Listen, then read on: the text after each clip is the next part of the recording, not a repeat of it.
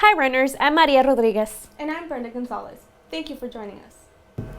College students undergo changes in their personal and professional lives, but these changes may be overwhelming and lead some to believe that ending their lives is the only solution.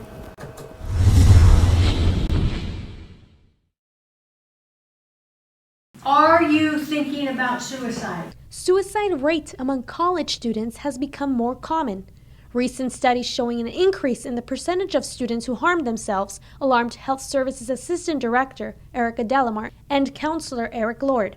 Lord decided to create and teach a course he calls Inspire to educate students on ways to deal with thoughts of self-harm and help others in need. The work that you're going out to the campus community with this information is to integrate the care of student affairs. On February 28th, Ellen Eggert, supervisor of the Kern County Mental Health, attended the course and shared her personal story as a survivor.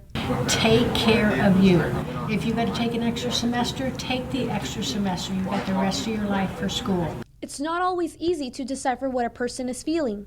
Just like CSUB student Jorge Mosqueda's friend, Los Ortiz, who he said seemed like the happiest guy in the fraternity and without any warning sign committed suicide. It's always the happiest people that are the most sad, so they just like to cover it up to show the opposite, but in reality they're the ones suffering the most. He said he's still trying to cope with the loss of his fraternity brother. Student Karina Macias believes that college students undergo severe pressure. They have stress from college, or they have a really difficult major, so they are going through a lot, and that just kind of adds up to it. All students can stop by the counseling center to make an appointment, and anyone having thoughts of suicide can call the Suicide Prevention Lifeline for help. Midterm season is here and stress levels are rising. If you're trying to relax before an exam, here are some relaxation tips from psychology lecturer Angela Hub to help you unwind. Usually 3 deep breaths in through your nose and out through your mouth will get your chemistry, your physiology calmed down enough to where you can think, because as soon as you're all stressed and thinking about worried about things, then it's going to take you out of the moment and you're not going to be able to focus and concentrate on the test. We have so many beautiful spots on campus that if you could just if you have a half hour before your midterm, if you can just get out into nature out there, a beautiful spot, maybe sitting down in the sun or laying down if it works out for you, and just close your eyes, soak up all those good feelings of relaxation and serenity and beauty, and then take that with you into the midterm, and then you'll be more prepared and more ready to just be relaxed, because whenever you're stressed out, you're not able to concentrate.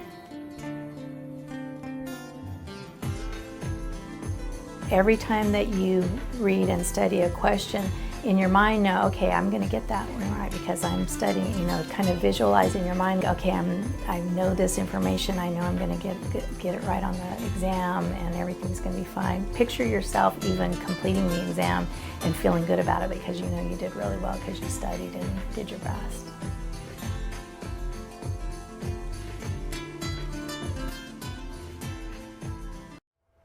From the Big Apple to San Francisco to the City of Angels and even here in Bakersfield, marches and rallies were held to unify women across the nation. Over 50 women gathered in downtown Bakersfield to march from the Planned Parenthood Kern County headquarters to Kern County Democratic Party headquarters at Truxtun Avenue. Organizer Mariah Stalcup said they wanted to bring awareness to inequalities women face in health, work, pay, and facilities. For the 6th consecutive year, the Kinesiology Department held its St. Patrick's Day Run to help people stay happy and healthy. Runners came out to participate in the 6th annual St. Patrick's Day Run. The run is a fundraiser for the Kinesiology Department, which is in the School of Social Sciences and Education. Jeff Moffitt tells us the purpose of the run. To get people out and moving. Kinesiology is the study of human movement, and we want people moving. It's what makes people healthy as well as happy. Participants were greeted and given green necklaces with a number in the back for a chance to receive a prize as they finished the 5K run. CSUB alumnus and former Boston Red Sox pitcher Michael McCarthy tells us how he prepared for the event. Here on the Riverwalk, running a lot. Been trail running out at Wind Wolves Preserve, and then riding a lot of bike. We do a lot of mountain biking and just try to be outside every day, get your exercise in and stay in good shape. Prizes were given out to the runners wearing the most green, and medals were given to the winners. Justin Lyons Geralt, sophomore kinesiology student, tells us his thoughts of the run. But you could walk it, jog it, you don't have to run it or sprint it. So anyone who's thinking about coming out or have never run before, I think it's a good experience.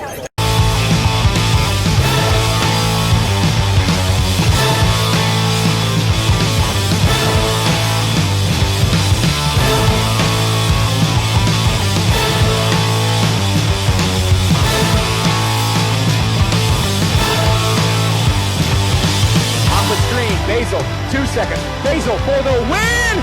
CSU Bakersfield, champions made here. What a moment!